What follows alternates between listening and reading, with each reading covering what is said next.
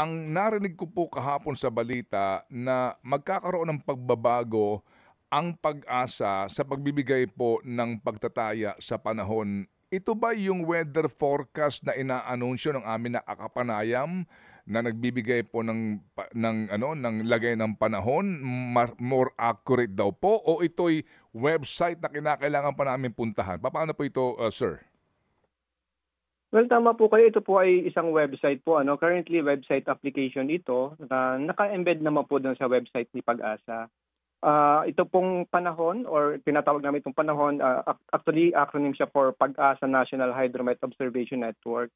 Actually, nilaunch po natin ito kahapon. Parte na rin sa paggunita natin ng Typhoon and Flood Awareness Week. Ngayong linggo po ito.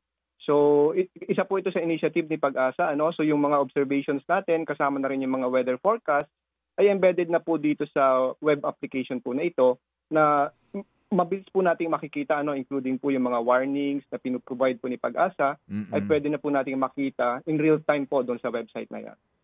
Okay, halimbawa po, itong website na ito, pag pinuntahan ko, pag ako ay nag-type ng mga lalawigan, halimbawa Bulacan, opo, pag Bulacan po, pwede ba akong pumunta sa isang lugar, San Rafael halimbawa, at doon ba meron ng detalye kung anong sa bawat oras, kung ano ang chance, probability po ng uulan, at kung gaano kalakas yung volume ng ulan? Meron po bang ganon?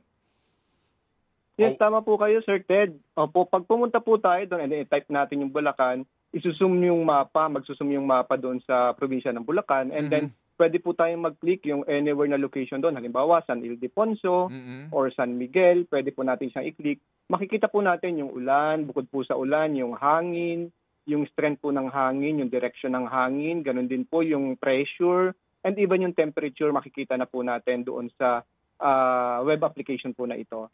Ayun, so lalabas po doon yung detalye na, at paglabas po noon, sir, meron pong nakasulat na actually na mga detalye po, kung pati po yung sinasabi nga yung pong humidity, and then yung volume ng ulan kung umuulan man, ganun po. Yes po, tama po, Sir Ted. Bukod po doon sa humidity po, kasi alam naman po natin yung humidity kasi it factors in kapag mataas yung temperature tapos mataas din ang humidity. Yung heat index po na tinatawag natin actually provided na rin po doon sa site na po na ito. Opo. Meron ho ba yan ay forecast daily o may hourly din po kayo? Meron po siyang hourly forecast. And then, extended po ito up to 3 days. Tapos, yun din po, yung observed naman po natin in the past few hours and past few days, ay makikita rin po natin dito. Kaya lang yung sa observed po natin, limited po siya dun sa kung saan lang yung merong istasyon po si Pag-asa.